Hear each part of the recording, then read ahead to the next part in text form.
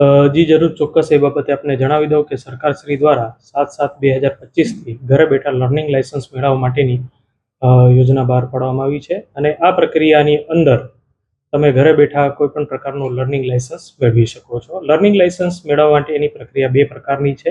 એક આધાર authentication KYC પ્રમાણે કરવાની રહેતી હોય છે અને બીજી વિધાઉટ આધાર ઓથેન્ટિકેશન હોય છે.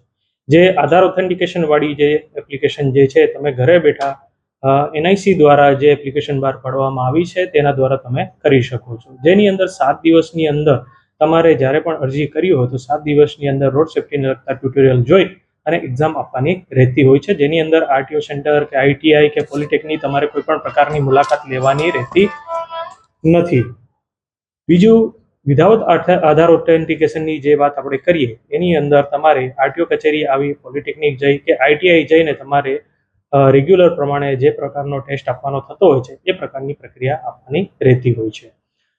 તમામ પ્રક્રિયા જે ફેસલેસ કરવામાં આવી છે, અરજદારે પોતાના ઘરે જ એવું માળખું કે એવું સેટઅપ ઊભું કરી અને કોમ્પ્યુટર કે લેપટોપની અંદર વિડીયોગ્રાફીની સામે પોતાનો ટેસ્ટ આપવાનો રહેતો હોય છે અને જો એ ટેસ્ટની અંદર કોઈ પણ પ્રકારની ગેરરીતિ કરવામાં આવે તો તુરંત જ અરજી બ્લોક થઈ જતી હોય છે અને અરજદારને રિજેક્ટ કરવામાં આવતા હોય છે.